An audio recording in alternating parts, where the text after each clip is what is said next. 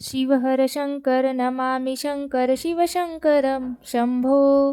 हे गिरिजापती भवानी शंकर शिवशंकर शंभो।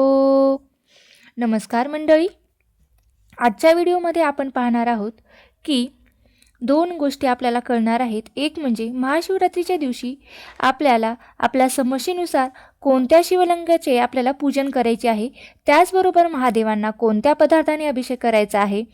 त्यामुळे तुमच्या आर्थिक समस्या असेल, शारीरिक समस्या असतील किंवा मानसिक समस्या असतील किंवा इतर कुठलीही जर तुमच्याकडे काही समस्या असेल तर त्यावर महादेवाला व्हायला हवा, त्याचबरोबर कोणत्या प्रकारचं शिवलिंग आपल्याला पूजन करायला हवं, या सगळ्यांची उत्तरे आपण आजच्या व्हिडिओमध्ये पाहणार आहोत.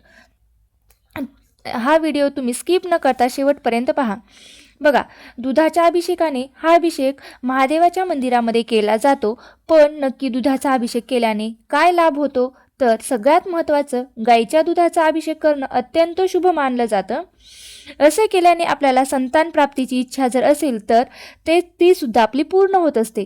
किंवा एखादा व्यक्ती रोगी असेल, आजारी असेल, ती रोगमुक्त होते, त्याचा आजार बरा होतो. त्याचबरोबर तुम्ही उसाच्या रसाने शिवलिंगाचा अभिषेक केला तर तुमच्या संपत्तीत वाढ होत असते, म्हणजेच तुम्हाला आर्थिक लाभ होत असतो.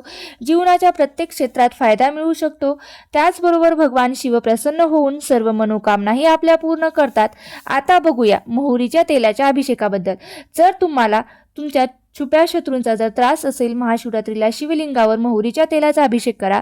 बघा, असं केल्याने तुम्हाला शत्रूपासून मुक्ती मिळते, तुमचं धैर्य वाढते. पण हे करण्यापूर्वी लक्षात घ्या की तुमची कुंडली एकदा ज्योतिषाला दाखवा आणि तज्ज्ञ ज्योतिषांचा सल्ला घेऊनच मग हे करा. आता बघूया मधाने अभिषेक केल्याने काय होतो. तर महाशिवरात्रीच्या दिवशी शिवलिंगावर मधाने अभिषेक करणं अत्यंत पुण्याचं समजलं जातं. शिवलिंगावर मध अर्पण केल्याने एखाद्याचं मन अध्यात्माकडे वळू लागतं, त्याचा बोलण्यात गोडवा वाढतो, त्याचबरोबर त्याच्या अंतःकरणामध्ये परोपकाराची भावना निर्माण होते. ती व्यक्ती दयाळू होते आणि समाजात कीर्ती आणि आदर वाढतो. दयेचा अभिषेक केल्याने महाशिवरात्रीला शिवलिंगावर दयाने अभिषेक केल्यास आयुष्यात परिपक्वता येते आणि संयम येतो. त्यामुळे दह्याचा अभिषेक करायचा. तसेच भगवान शिवशंकरांना आशीर्वादही मिळतो. शिवलिंगावर दह्याचा अभिषेक केल्यास आयुष्यात येणारे अडथळे सुद्धा दूर होतात. सगळ्यात महत्त्वाचं, महादेवाच्या पिंडीवर दह्याने अभिषेक केल्याने आपलं मन शुद्ध होतं, मानसिक ताणतणाव दूर होतो. आता बघूया गंगा जलाने अभिषेक केल्याने काय होतं. तर महाशिवरात्रीच्या दिवशी गंगाजलाने अभिषेक केल्याने तीर्थातून आणलेल्या शिवलिंगावर अभिषेक केल्याने मोक्ष प्राप्ती होते.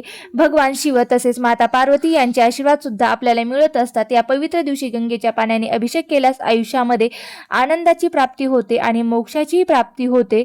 त्याचबरोबर जर संपत्तीची काही समस्या असेल तर ती सुद्धा दूर होते, मृत्यूचं भय राहत नाही. पंचामृताने अभिषेक महाशिवरात्रीच्या दिवशी शिवलिंगाला अभिषेक केला तर इच्छित मनोकामना सुद्धा पूर्ण होतात, आरोग्याची प्राप्ती होती. त्याचबरोबर शिवलिंगावर तुपाने सुद्धा अभिषेक केला जातो आणि त्यामुळे शारीरिक समस्या दूर होतात असं म्हटलं गेलेलं आहे. आजारांपासून सुद्धा आपल्याला मुक्तता मिळते. पण लक्षात घ्या, पण डॉक्टरांनी सांगितलेल्या योग्य उपचार हे घ्यायचं आहे, म्हणजे औषध गोळ्या वगैरे घ्यायचं आहे. फक्त हेच करायचं असं नाही. बघा, औषध पाणी घ्यायचं आहे.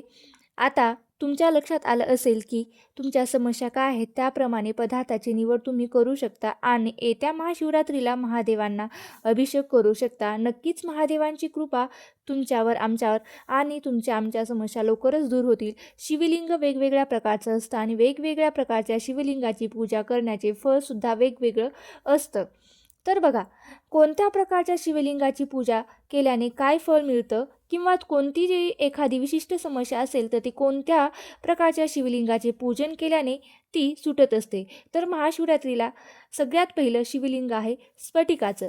स्फटिकाच्या शिवलिंगाची पूजा केली असता मनोरथ सिद्धी प्राप्त होते. चांदीच्या शिवलिंगाची पूजा केल्यास राज्यप्राप्ती होते आणि पितरांचा उद्धार होतो. सोन्याच्या शिवलिंगाची पूजा केल्यास सत्यलोकाची प्राप्ती होते आणि लक्ष्मी प्राप्ती होते. हस्तिदंताच्या शिवलिंगाची पूजा केल्यास सेनापतित्व प्राप्त होते. तांब्याच्या शिवलिंगाची पूजा केल्यास पुष्टी आणि दीर्घायुष्याची प्राप्ती होते. पितळेच्या शिवलिंगाची पूजा केल्यास समाधान प्राप्त होते. कासाच्या शिवलिंगाचे पूजन केल्यास कीर्ती मिळते आणि लोखंडाच्या शिवलिंगाचे पूजन केल्यास शत्रुनाश होतो. शिशाच्या शिवलिंगाचे पूजन केल्यास दीर्घायुष्य प्राप्त होते. गंधाच्या शिवलिंगाची पूजा केल्यास सौभाग्य मिळते. त्याचबरोबर धान्यापासून किंवा पिठापासून तयार केलेल्या शिवलिंगाचे पूजन केल्यास रोगनाश होतो, आरोग्याची प्राप्ती होते, सुख मिळते. खास करून उडदाच्या पिठापासून तयार केलेल्या शिवलिंगाची पूजा केल्यास स्त्री प्राप्ती होते, अर्थात ज्यांचे विवाह जमत नाहीत त्यांचे विवाह जमतात आणि उडदाच्या पिठापासून तयार केलेल्या शिवलिंगाचे पूजन केल्यामुळे त्यांचे विवाह ठरले जातात. लोण्याच्या शिवलिंगाचे पूजन केल्यास सुखप्राप्ती होते. गाईच्या शेणापासून तयार केलेल्या शिवलिंगाचे पूजन केल्यास रोगनाश होतो. गुळापासून तयार केलेल्या शिवलिंगाचे पूजन केल्यास अन्नधान्याची प्राप्ती होते. आयुष्यामध्ये अन्नधान्याची कधीही कमतरता पडत नाही. बघा, या प्रकारे तुम्ही शिवलिंगाची पूजा तुमच्या आवडीनुसार करू शकता आणि येत्या महाशिवरात्रीला पूजन करू शकता. त्याचबरोबर महाशिवरात्रीची पूजा करताना काही गोष्टींची आपल्याला काळजी घ्यायची असते, तर ती म्हणजे महाशिवरात्रीच्या पूजेमध्ये महादेवांना तुळस चुकूनही आपल्याला व्हायची नसते. एरवीसुद्धा वाहू नये, फक्त शालिग्रामावर वाहिलेली तुळस शिवाला चालते. तसेच शिवतीर्थ पिऊसुद्धा नाही. मात्र स्वयंभू बाणलिंगावरील तीर्थ पिण्यास काही हरकत नाही. शिवपूजा झाल्यानंतर निरंजन ओवाळून होताच लगेच वेळ न दवडता नैवेद्य दाखवावं. शिवपूजेत केवड्याचा वापर करू नये. तसेच शंखाचे पाणी सुद्धा शिवाला वाहू नये. त्याचबरोबर महादेवांना अर्धीच प्रदक्षिणा घातली जाते. बघा, महादेवांचे रुद्रगण, पितृगण इत्यादी गण ते आपण जेव्हा शंकरास अभिषेक वगैरे करत असतो, त्यांची पूजा करत असतो, त्यावेळी महादेवांच्या साळुंकेच्या टोकाशी प्रसादाकरता बसलेले असतात. आपण महादेवांना नेहमीसारखी संपूर्ण प्रदक्षिणा घातली तर ती त्या रुद्रगणांना, पितृगणांना होईल. म्हणून भगवान शिवशंकरांना ही अर्धीच प्रदक्षिणा घालण्याची पद्धत आहे. अशा प्रकारे आजच्या व्हिडिओमध्ये मी तुम्हाला सर्वच माहिती थोडक्यात सांगण्याचा प्रयत्न केलेला आहे. जर तुम्हाला ही माहिती आवडली असेल तर नक्की लाईक करा, शेअर करा आणि चॅनलवरती जर नवीन असाल तर सबस्क्राईब करायला विसरू नका. धन्यवाद मंडळी.